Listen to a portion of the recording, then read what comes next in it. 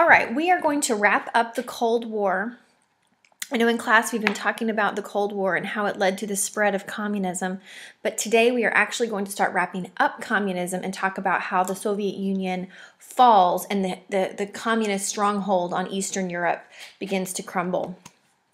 First of all, Stalin dies in March 5th, 1953. And after that happens, a man by the name of Nikita Khrushchev takes power. And he is a communist, but he really heavily denounces Stalin. He denounces all of the genocide and the Great Purge and all of the tactics that Stalin used. And this is mainly known as de-Stalinization. He wanted to tear down anything that Stalin might have supported and really kind of change the view of communism from this ruthless dictator.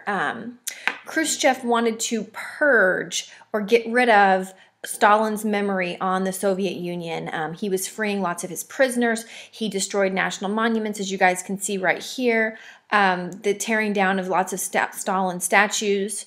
And this is going to kind of start some unrest because people are starting to speak out against Stalin. A lot of those Eastern European satellite nations, remember what satellite nations are, those Soviet-controlled Eastern European nations are going to start to speak out against communism and Stalin as well. So you're going to have this de-Stalinization under Khrushchev. Some of the unrest in the Soviet satellites. First of all, in Poland, by 1956, these workers in Poland are going to start demanding freedom. They're going to want out from underneath these communist unions. And Khrushchev is going to agree as long as they remained communist and loyal to the USSR. So he's not going to go in and push down that reform. In Hungary, students are going to spark reform, and Hungary is going to threaten to leave the Warsaw Pact, but the Soviet troops are going to come in and crush that reform. In East Berlin, this is very interesting and very important. In 1961, Khrushchev is going to construct the Berlin Wall to keep people from fleeing into Western Germany. At this time, as this unrest is starting to happen, we know that West Berlin is controlled by the Democratic allies, so people are going to be fleeing into West Berlin, and so the Berlin Wall is actually going to be constructed to keep people from fleeing. And in Czechoslovakia, they have leaders who are going to propose such a more liberal form of communism that's going to allow more human rights and freedom. And the Soviets are going to go in and they're going to replace those Czech leaders with the hardline communists. So there's going to be some unrest here in Eastern Europe after Khrushchev goes in and starts his policies of de-Stalinization. People are going to start to speak out against communism and start to lean more toward these democratic governments that we find in the West. All right, here's just some pictures. This is the Berlin Wall. Obviously, you can see lots of graffiti, and this just kind of shows you what the Berlin Wall restricted and where it was constructed in 1961 to keep East and Western Germany, Eastern and Western Berlin separated. All right, so Khrushchev falls in 1964. He's no longer the leader in Russia. And after that happens, progress is kind of at a standstill. As we know with communist governments or in economic systems, there's not a whole lot of intrinsic motivation. So there was really no progress being made at this time. Russia was kind of in a place of stagnation. Everything was really stagnant. And so during this time, the United States and Soviet leaders pursue a policy of détente.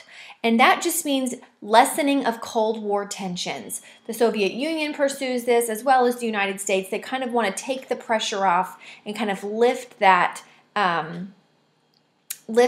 tension there. However, this is going to end because the Soviet Union, as they invade Czechoslovakia and install those new communist leaders, as well as invasions of Afghanistan to maintain Soviet control, that's going to kind of heighten things up in the Cold War. Also, the imprisonment of Nathan Sharansky is also going to heighten things. He was the leader of the Refusenik movement, and he was placed in a prison or imprisoned for demanding human rights. And he actually wanted permission to immigrate to Israel. He was Jewish, and he wanted those restrictions that were placed on people to immigrate lifted. He wasn't allowed to leave the Soviet Union and go to Israel. He led a political and a human rights movement, and he was imprisoned for that. And he wasn't released until Ronald Reagan puts a lot of pressure on Gorbachev in 1986. So at this time, the Soviet Union becomes really tied up with a long war with Afghanistan after the period of attempted peace. In 1985, after that stagnation there in Russia, Mikhail Gorbachev is going to become the leader in Russia.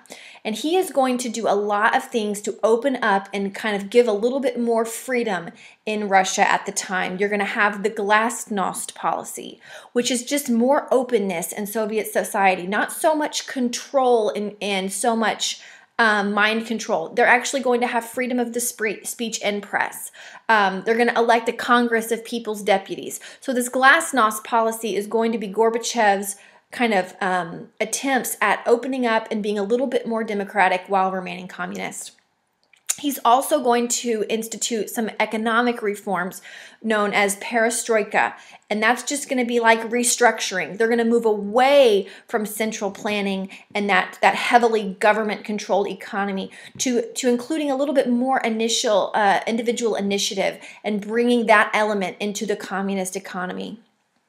He's also going to take the troops out of Afghanistan in 1988, and he's eventually going to allow some changes in Eastern Europe, allowing some of those states, those Soviet satellite states, to be a little bit more democratic. He eventually acknowledges and allows democracy to take place in some of those states. So Gorbachev is definitely going to be a little bit more on the Reformation side.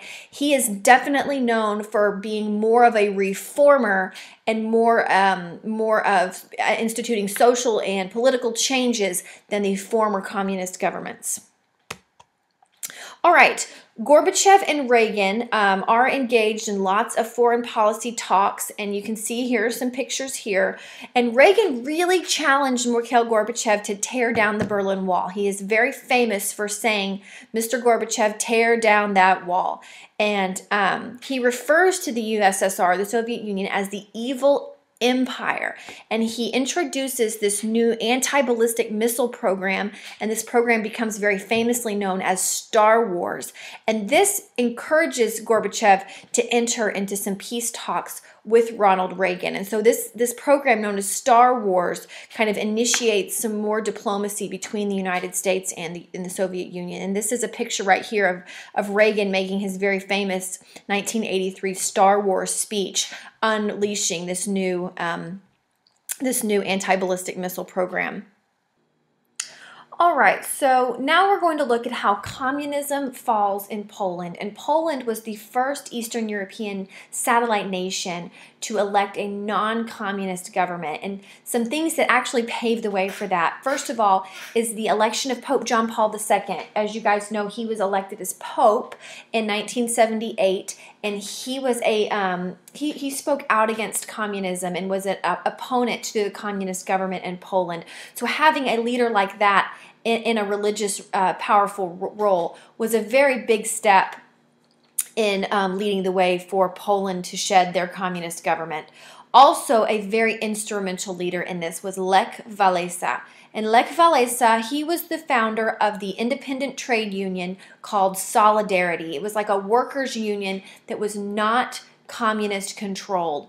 And when Lech Walesa he forms this trade union Solidarity, and there's lots of social unrest. The Soviets are going to issue martial law to try and control Poland and control this unrest and this this uprising from 1981 to 1983. But when Mikhail Gorbachev comes into power in Russia in 1985, he's going to oppose the use of force. So as he's not able to control and keep a hold of Poland without using force, Walesa is able to lead a strike at the Dansk shipyard, which is where he worked, and the strike is just going to be against communist governments. And this support for this strike and for this solidarity movement is going to spread throughout Poland, and Walesa is going to be able to rally a lot of support and eventually going to lead to Poland electing it's a non-communist government, and they're going to be the first Eastern European nation to elect a non-communist government. And here is a picture here of Pope John Paul II, and this is a picture of Lech Walesa, who eventually becomes the elected president of Poland, and non-communist Poland. So he was very instrumental in leading them to democratic government. All right, so these changes are going to promote even more demonstrations across Eastern Europe. Finally, the Iron Curtain is going to be lifted, and the Berlin Wall is going to be torn down in November of 1989. Free elections are going to bring non-communist leaders to power in Eastern Europe, and Gorbachev's policy of glasnost, that openness, is going to start to bring up nationalism and social unrest among these Eastern European nations. And so lots of non-Russian nationalities that were a part of the Soviet Union are going to start demanding their independence, as well as Russians themselves are going to start to feel this nationalism and want Russia to be restored.